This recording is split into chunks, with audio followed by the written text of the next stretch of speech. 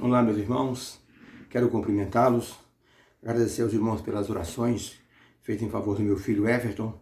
O boletim médico de ontem disse que eles colocaram ele de bruço e está entubado na UTI.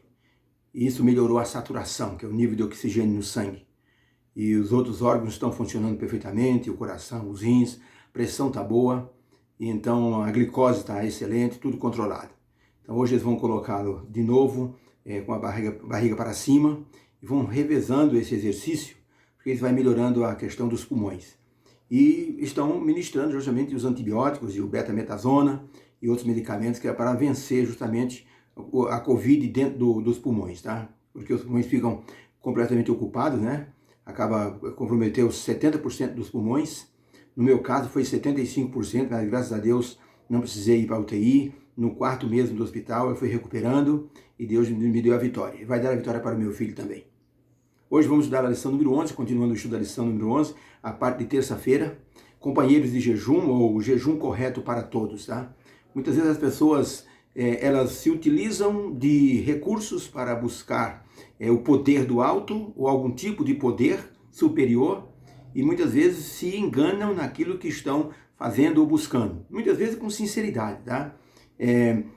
Há uma história que 4 anos antes da destruição de Jerusalém, que foi no ano 70, um homem rústico entrou no meio do povo na festa dos tabernáculos e começou a gritar, dizendo: uma voz dos 4 ventos, uma voz de Jerusalém, uma voz no templo, uma voz do noivo e da noiva, e uma voz do povo, a cidade de Jerusalém será totalmente destruída. Então, conta a história que as pessoas ficaram tão impressionadas. Jerusalém e outras províncias eram dominadas pelo Império Romano. O que fizeram os governantes do Império Romano? Fizeram uma espécie de um jejum, pedindo ao Deus Sol que os protegesse. Então, era uma coisa assim estranha de se ver, né? Buscavam assim uma proteção, mas buscavam justamente na divindade errada. Uma divindade criada pelo ser humano, o Deus Sol, que era a filosofia da crença no Deus Sol. O profeta Isaías falou a respeito, por exemplo, de um jejum que mostrava tipo de religiosidade que não era aceita por Deus.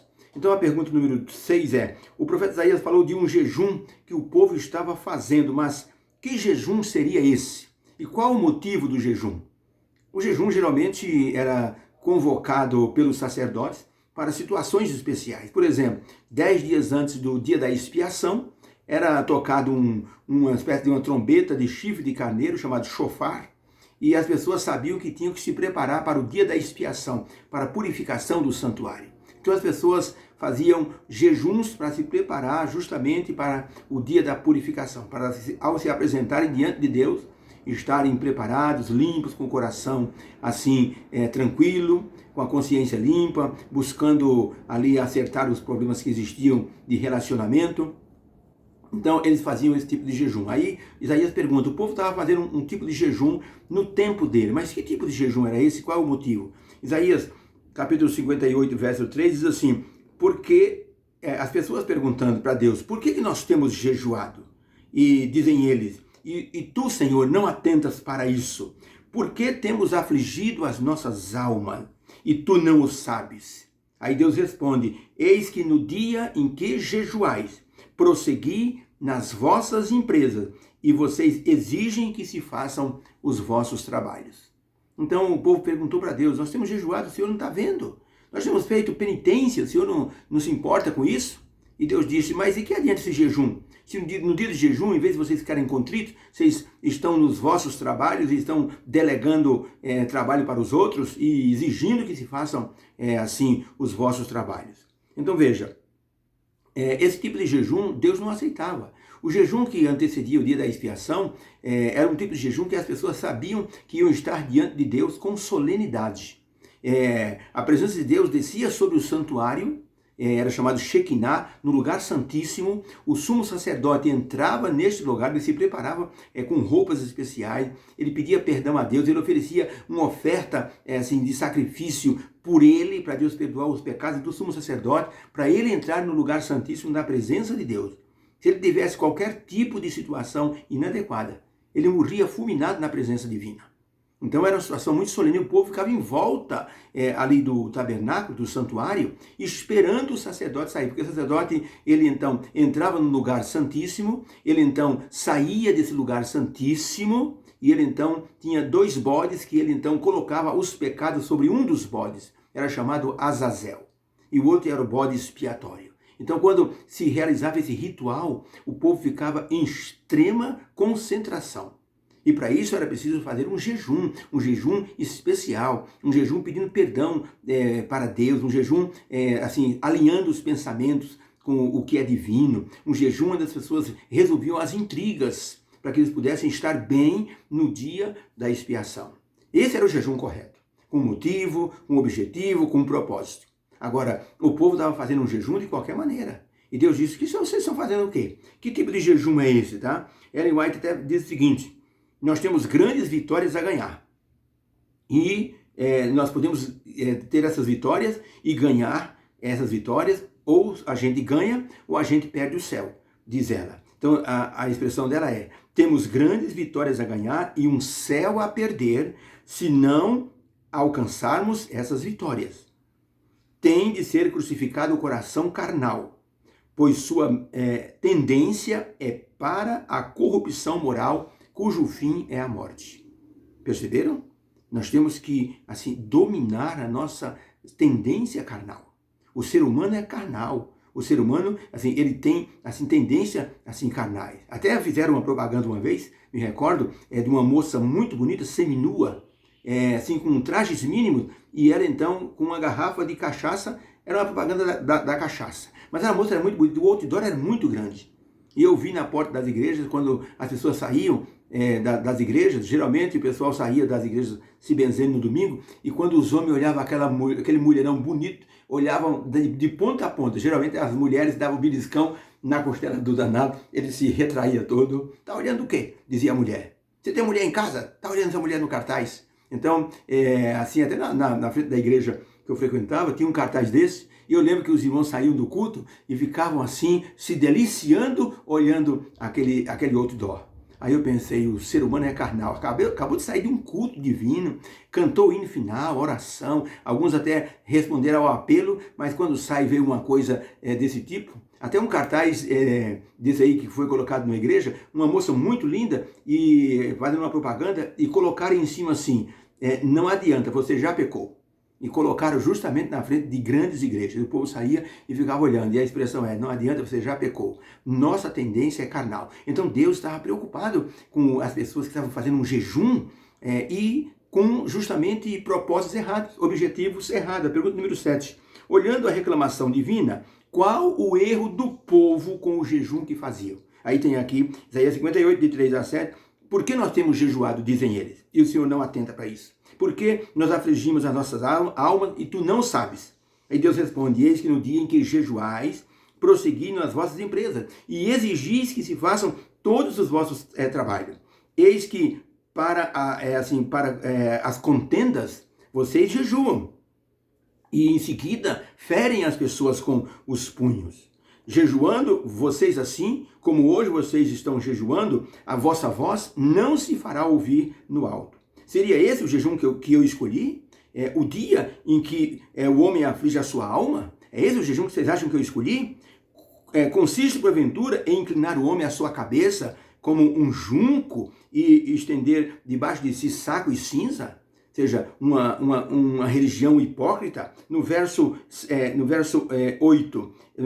perdão. Acaso é esse o jejum que eu escolhi? Não é? Aí Deus diz assim, o jejum que eu escolhi é que você solte as ligaduras da impiedade, que você desfaça as ataduras do jugo, e que você deixe ir livre os oprimidos, e você despedace todo tipo de cadeia. Porventura, não é também que você reparta o pão com o faminto, e recolhes em casa os pobres, e vendo-o nu, o cubras, e não te escondas na tua carne? Então, que tipo de jejum Deus estava solicitando pela reclamação do povo? O povo reclamando, Senhor, nós temos jejuado, o Senhor não está vendo? Nós temos oprimido nossas almas, o Senhor não atenta para isso? Aí Deus disse, o que vocês estão dizendo para mim? Vocês estão jejuando? Vocês estão fazendo coisa errada? Vocês jejuam e batem nas pessoas? Vocês fazem todas as maracutaias que vocês querem fazer e vêm jejuar como se eu fosse alguém que tivesse que dar o perdão a vocês? Deus disse, eu não quero esse tipo de jejum hipócrita. O que eu quero é que vocês atendam os pobres, auxiliem os desamparados, cubra aquele que é nu, você pega aquele que está sofrendo e você vai fazer algo de bom para ele. É isso que eu quero, esse é o jejum que eu quero, dizia Deus. Então veja que coisa interessante, né? O povo queria apenas passar pelo dia da expiação para voltar a praticar a maldade e o egoísmo em seus negócios. Deus diz, não adianta vocês virem jejuar de forma hipócrita, para no dia seguinte vocês voltarem para vossas empreitadas maléficas. Eu não quero esse tipo de jejum. Eu quero que vocês tenham solidariedade, piedade no coração, compaixão com as pessoas. Esse é o jejum que eu quero. Sabe, esse tipo de reclamação divina, ela chega aos nossos dias hoje. E a pergunta 8 diz assim, como os textos que nós lemos, eles mostram a diferença entre um verdadeiro seguidor e um hipócrita religioso. É interessante. Olha, um homem viu dentro de um museu, ele viu de longe um quadro. Ele diz, mas que quadro bonito. De longe era um homem, em atitude de reverência, orando, com as mãos postas. Ele disse, eu vou ver esse quadro. Quando o homem chegou perto, não era um homem orando, sabe o que era? Era um homem espremendo um limão e fazendo uma careta bem feia. Olha só.